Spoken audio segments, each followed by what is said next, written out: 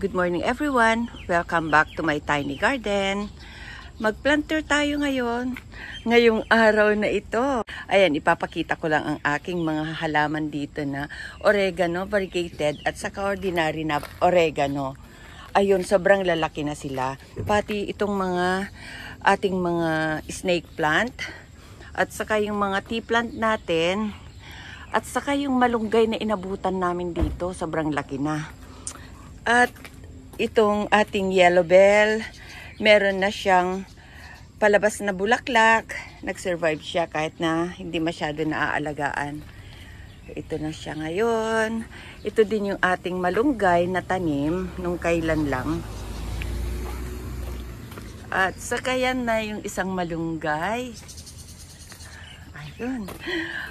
Ang saya ko dahil ngang may araw ngayon na magpa-plant tour tayo. Tapos ito na yung verbena natin na violet. Tapos yung ating tanim na mulberry fruit. O may bunga siya. Mangilan-ngilan. Ayun. Ito na yung ating mga zinnias. Ito naman yung ating mga zinnias. At ito pa rin yung ating tanlad. Nako, ito na yung ating lalagyan ng akyatan, yung sitaw ni Lolo.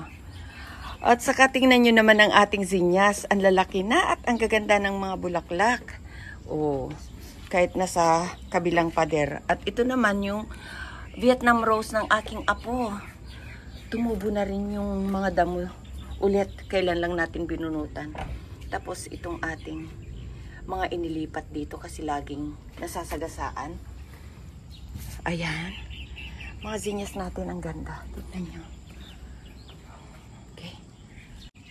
Ito kahit na medyo makalat, papakita ko sa inyo itong mga verbena natin dito.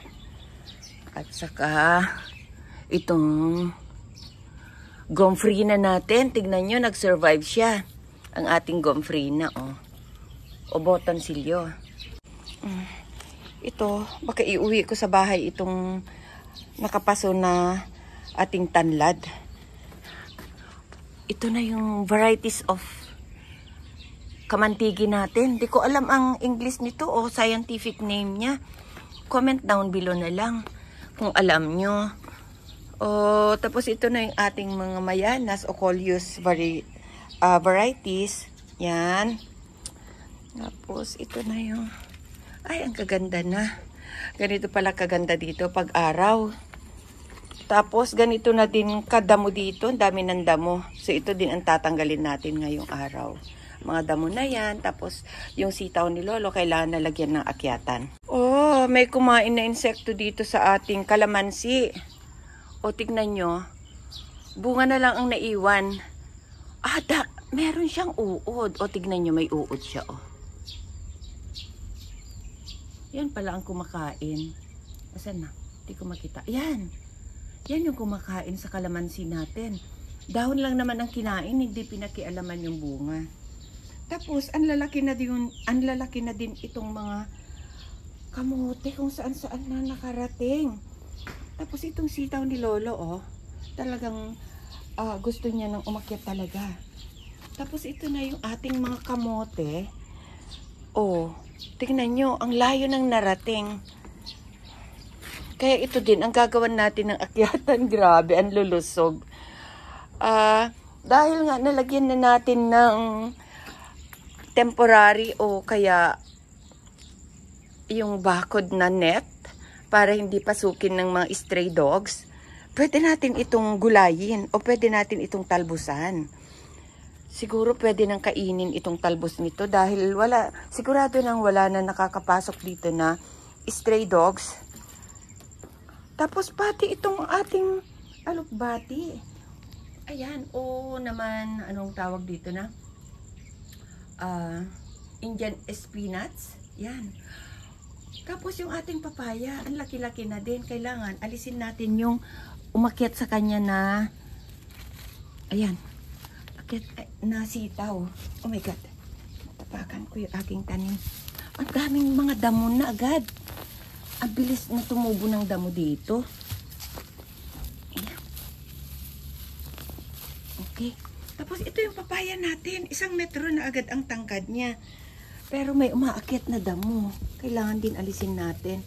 Ganito pala, ilang days lang kami hindi nagpunta dito. Malalaki na agad yung mga tanim. Ito, ayan. Tapos, ano ba to? Saluyot ba to? At ito, parang talong. Ala, paano nagkaroon ng talong dito? Parang talong ito. Diba? Tapos parang saluyot din ito. Saluyot kaya ito na kinakain?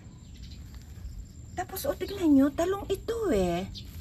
Oh my gosh, paano nagkaroon ng talong dito? Wala? Sino nagtanim ng talong? Kasama si Lola dito nagtatanim. Okay. Anyway, ituloy na natin ang plant tour. Ayan, may talong, may saluyot na tumubo. At saka ito yung mga papaya natin. At ito yung ating bakod dito sa likod. At okay naman kasi hindi nasira. Ibig sabihin, walang dog na nagpumilit pumasok. Oo naman.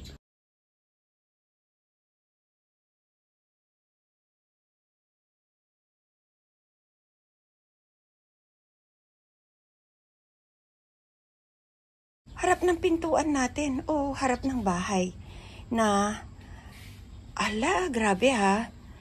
Ang bilis dumami itong variegated oregano natin. Tignan nyo. Lumagpas agad sa paver. Tapos dito tayo. At tignan nyo naman itong mag-isa natin na rubber plant dito. Rubber tree. Ang laki na din agad. Parang lima agad yung naidagdag na dahon. Tapos ito lang ang meron kumakain na hindi ko mawari kung ano itong tea plant na ito. Kaalin pang ang kulay-kulay yung kanyang dahon. Saka nagkaganyan. Tapos ito naman yung ating ZZ plant. Ayan. Ito na yung ating silver dust. Yan, hindi siya naulanan. Kaya hindi diligin natin. Tapos, ito na yung ating citronella. Dito sa harap. Ayan, oh. Citronella yan, hindi yan tanglad. Kaya, mapula yung kanyang stem. O, tignan yung stem. Yan. Hindi yan tanglad. Tapos, meron din tumubo dito na alokbati. O kaya, Indian spinach. Tapos, ito na naman yung ating mangga na nakapaso. Kasi gusto ko itong itanim sa lupa. Kaya lang, di ko alam saan ko siya banda ipupwesto. Kasi, ayan kasi yung septic tank tapat niya. Kaya, di ko alam saan ko siya itatanim banda. Kung dito ba.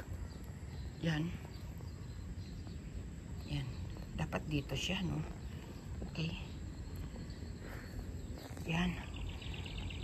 Para hindi makasira. Ayan. Ito na yung ating plant tour ngayong umaga. Maraming salamat ulit sa pagsama sa akin sa pagbisita sa aking mga halaman. Sana nag-enjoy kayo. Maraming salamat. Bye-bye!